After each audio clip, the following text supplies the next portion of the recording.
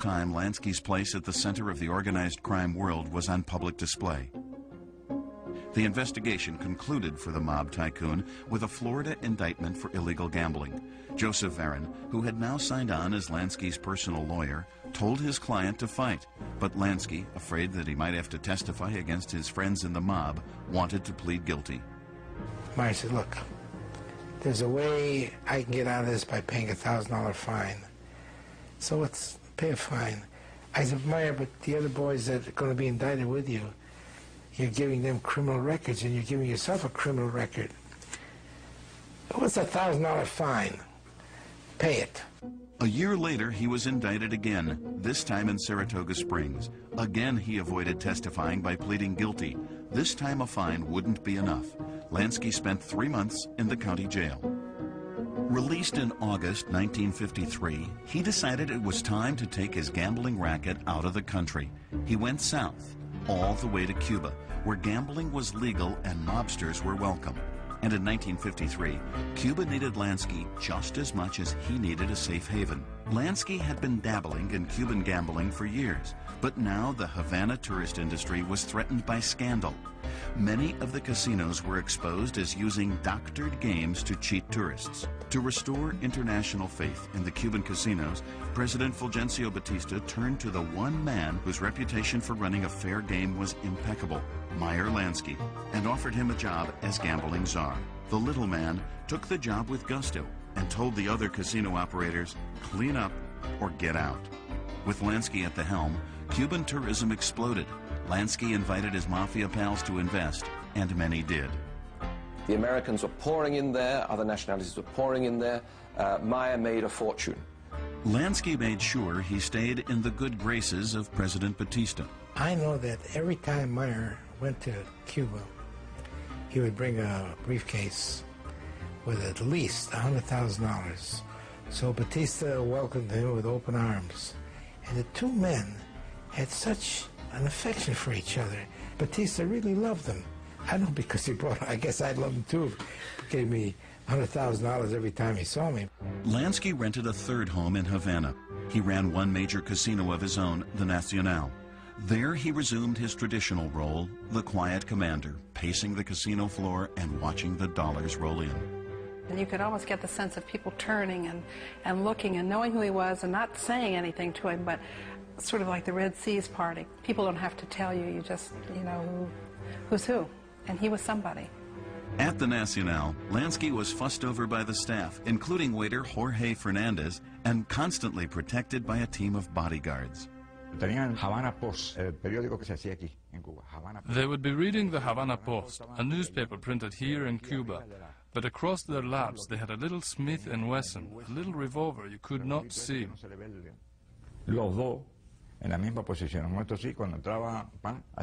It was in case someone should make an attempt on the life of Meyer Lansky. That was who they were protecting. Cuba looked like a sure thing. So in 1956, the man who warned his own friends not to gamble placed his biggest wager yet. He pulled all this money together to actually invest further, reinvest, like the good businessman, in this wonderful hotel, the Riviera, which was in its day and remains the best hotel in Cuba, the most comfortable, the first one with central air conditioning instead of all those little boxes in the windows dripping water down. Lansky began spending more of his time in Cuba, away from the grip of American investigators. But even the mafia tycoon couldn't stay out of the law's clutches forever. In October 1957, New York mob boss Albert Anastasia was murdered in a Manhattan barbershop. New York police knew that before his death, Anastasia had been looking to invest in Cuban casinos, so they wanted to question Meyer Lansky.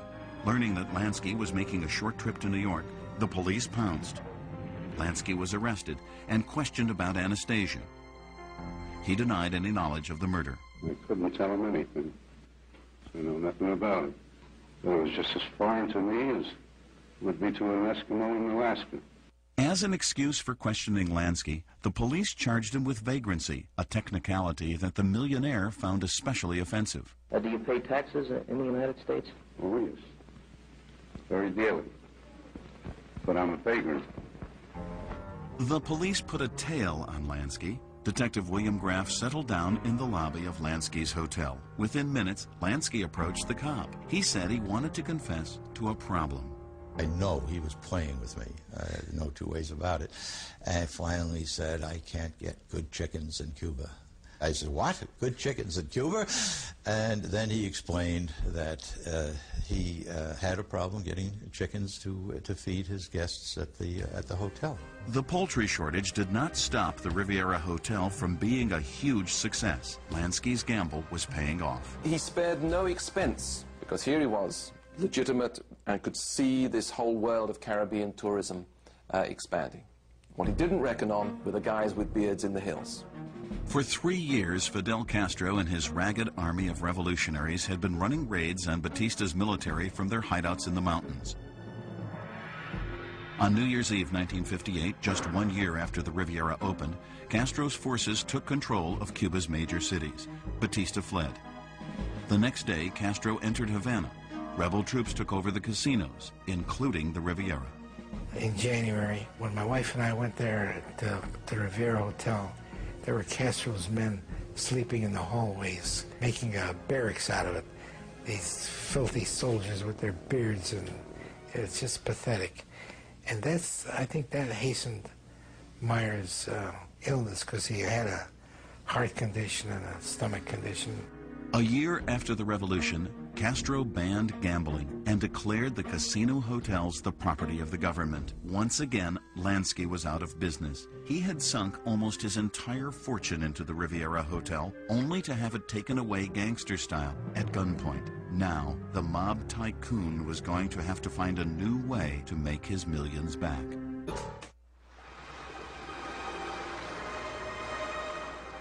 After Fidel Castro took over Cuba and evicted the American gangsters from their casinos, Meyer Lansky was at the lowest point of his career.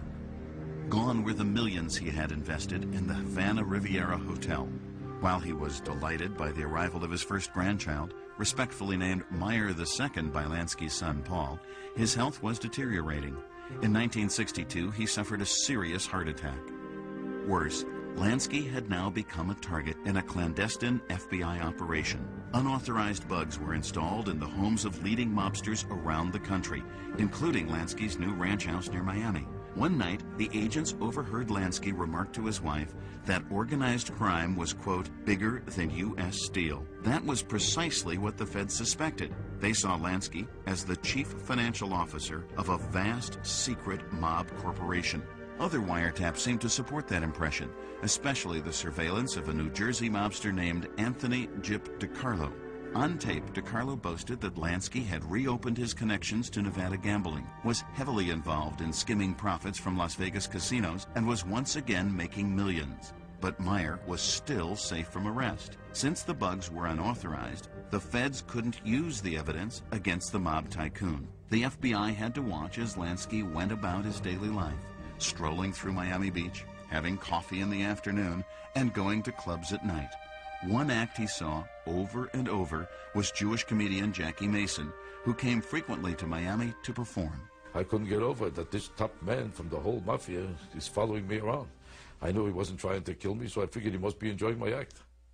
After shows, Mason would join Lansky and his friends at their table. He loved the power. I could see he loved the power, because when people sat around him with that worshipful look on their faces, you could tell that he knew he was the boss, and he acted it. I used to say to him, how much money do you really have? I'm sweating by my life, I'll keep my mouth shut. And he would laugh and change the subject, or give me a hug, or give me a kibitz, and I could never find out anything. The FBI was having the same problem. Lansky was proving to be an elusive target. So the FBI put together a team of agents, called a strike force, dedicated solely to nailing Lansky. At the helm was a young prosecutor named R.J. Campbell. One of the problems we had in dealing with Lansky was he was pretty much already retired, with maybe a quotation marks around the word retired. But he wasn't doing anything. He wasn't out committing anything which even close to a crime, say. That didn't stop him from being one of the most famous underworld figures in America. His daily walks with his dog Bruiser made him easy prey for any photographer. Then, In March 1970, as Lansky returned from a vacation in Mexico, customs agents found in his luggage a bottle of ulcer medicine for which he had no prescription.